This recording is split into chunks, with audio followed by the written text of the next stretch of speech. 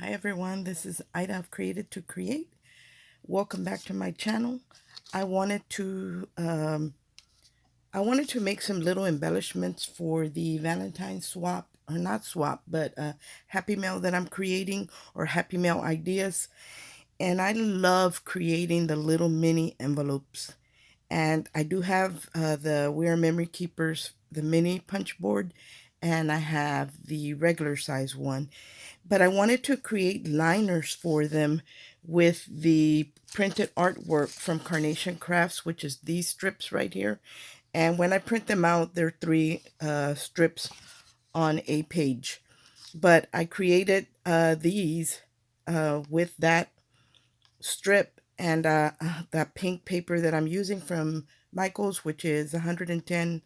I think it's 110. It's very heavy, and it is a Michaels paper pack that comes with different shades of pink, and this is one of them. The only thing I would not do, and I did it because I had already started with this color, is I would use a lighter weight paper in the punch boards because the thicker it is, the harder it is for your little punch to work.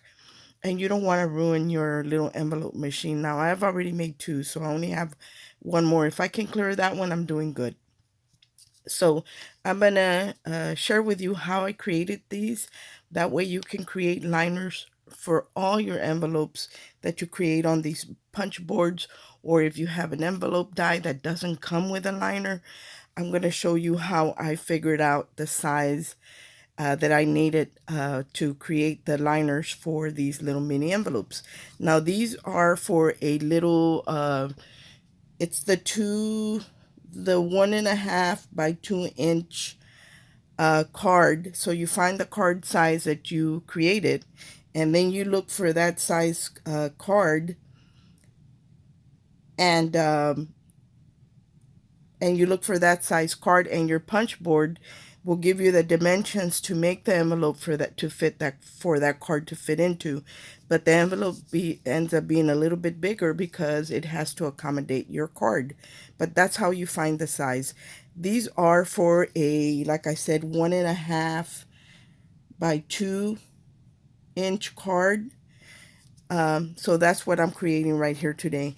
To start off, you need a piece of cardstock that measures, whether it be designer paper or it be just a solid colored paper that measures uh, 3 1/8 by 3 1/8 square. And then the board will tell you, I'm going to share it, I'm going to show it with you really close up. These are really hard to see, but we're creating this one, the 1.5 by 2. So it tells you right there that your paper has to be a 3 1/8 by 3 1/8. And then we're going to score it at 1 3/4. That's where we're going to punch and score. So that's what we're going to do. And these are really hard to see. Even these up here, guys, they're in gold. But for older people like me, this is really hard to see. So I actually, when I'm working with it, I take a picture of it on my phone. That way I can blow up the guide on here.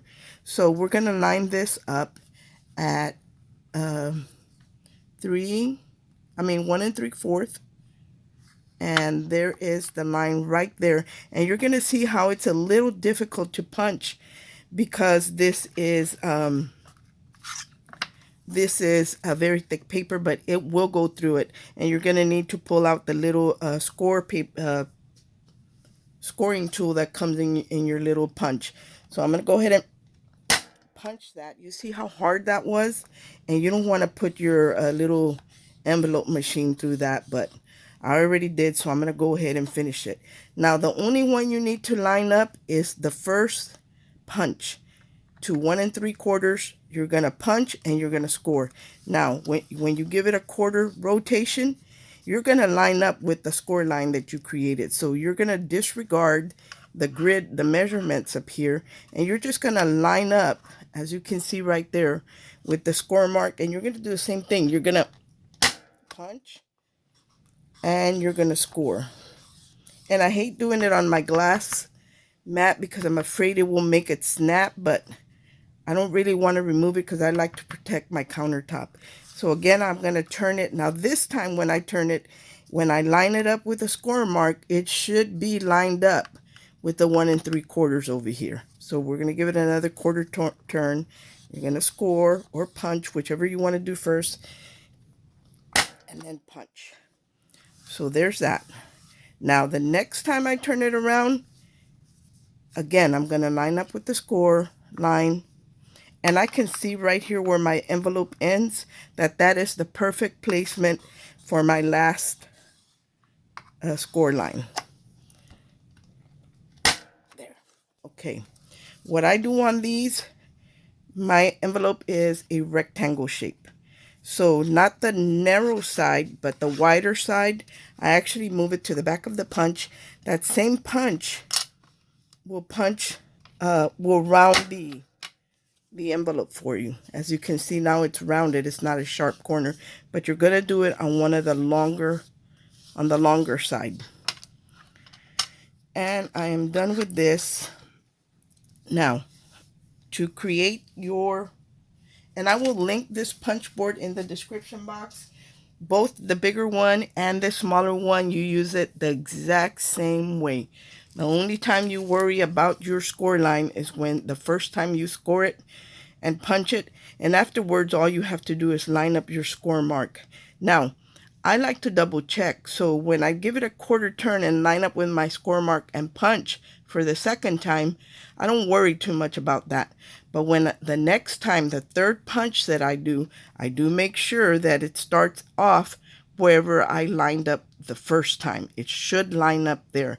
And if it doesn't, move it a little bit back or forward wherever you need to be to match, again, exactly the way you started out.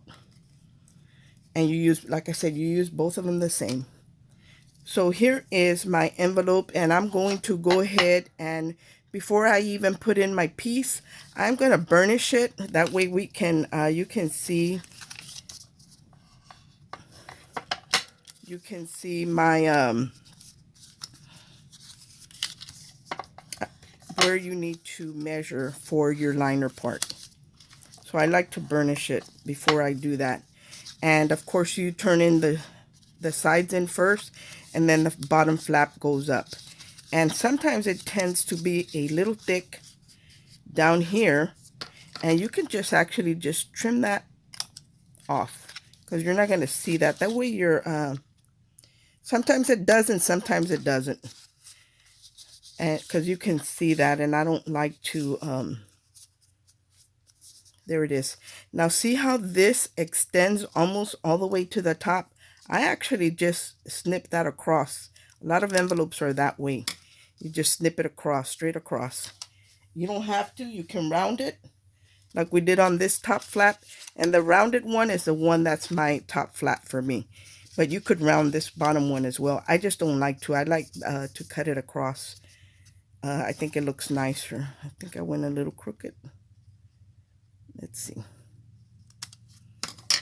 Okay. To create the liner that's going to go in here, you're going to take your strip and you're going to measure. You do have to do a little bit of measuring. So you want your strip of paper to be, I'm going to say about 2 inches wide, which is as the width of the inside of your envelope from score line to score line, where the flaps begin. And then you're going to want to measure this way, and how, according to how deep you want your liner to go, I'm going to just cut my paper 2.5 inches tall, but you could do it all the way down to the bottom and cut your strip 2 3/4. But I'm just going to, I cut these right down the middle because there was 3 printed in one sheet, and that was enough for me. And I think it measures maybe 2.5 inches wide. So that works for me. Now, how did I'm going to use this one so I can share with you. How did I find whatever you want to be on the flap of your envelope?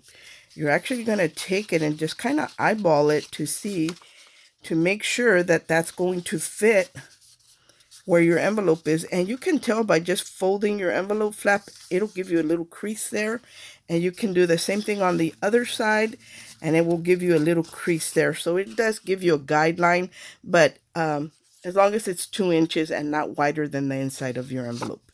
So I already cut mine out, but I'm going to cut another one out with my other scraps so I can show you how I did it.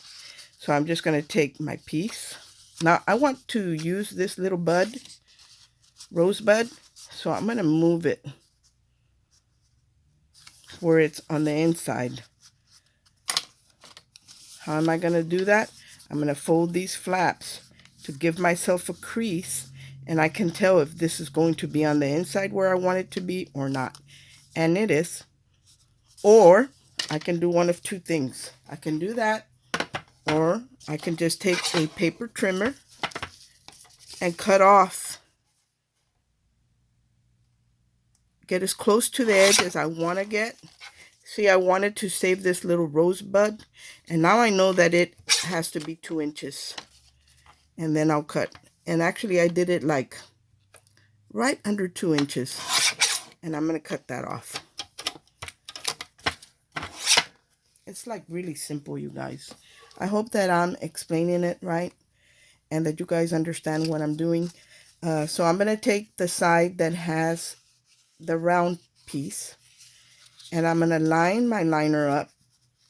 See how you can tell it's a little shorter than the inside score lines on my envelope, and that's the way you want it to be because you want a little edge around your liner.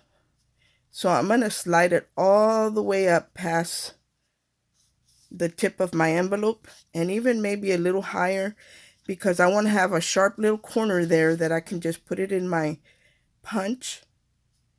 And all I'm doing is centering it between the two score lines, or the flap on the envelope. That's what I'm shooting for. Because you can kind of just eyeball it, or you can mark it. I'm just eyeballing it. So that's about, I have the same distance on the side here and on the side here. Holding on to it, making sure it doesn't move. I'm just going to trim and ride my scissors along my envelope. And I'm going to do that on either side. And that's going to give me a nice little sharp point, which then I'm going to bring back my punch board, and I'm going to just put it in this notch right here to round the top. And see, now it's nice and round. And if you feel like it didn't really do a good job, you can go ahead and put it in there, because sometimes if you don't line up correctly, it doesn't cut it. It'll be kind of choppy or jagged. So now when I put it here, I have a really nice edge, like a 1/8 of an inch edge all the way around the perimeter of the top flap on my envelope. Now, I wanted to add gold to it, so I took my gold pin and I edged my paper. I'm not going to edge this one because I already did one because I needed for it to dry. So these, as you can see, have the gold edge on them. So I have one already done, and I'm just going to add the glue to it. Just go around.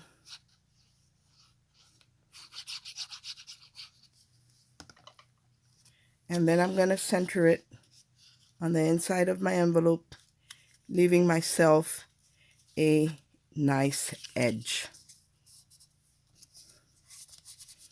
So there it is, guys. There is the liner, and you can do this with any size envelope using this very same technique.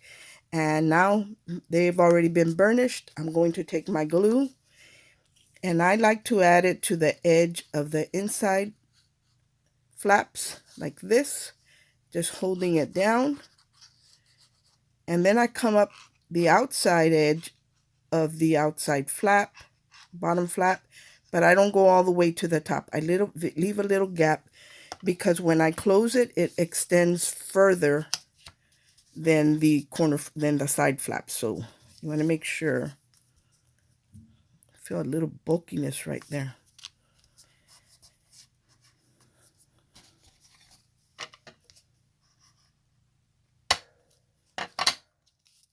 So there's the envelope, guys. And you can do this technique like I said, on any size envelope. I will link if I can find it. I'm not even sure if they even make it anymore. I know they have the big one, or if you have a mini envelope die, that's the way to go. That way you just cut it out with your, what do you call it? You just cut out your envelope with your die, and then you just cut a, measure the insides the way I did after you score it, and burnish it. That way you know the perimeters where you need to stay to cut that center liner out. And you always want to be just a little under, like an eighth of an inch under than the width on your envelope. And then for the height, you can go from top all the way to the very tip. Even it can even extend out because you're going to cut that. So that's how you create the envelopes with the envelope liners, with the We Are Memory Keepers envelope punch board. Thanks for watching. I hope that this helps you. If you didn't know how to do it, well, you do now. Have a great day, and God bless. Bye.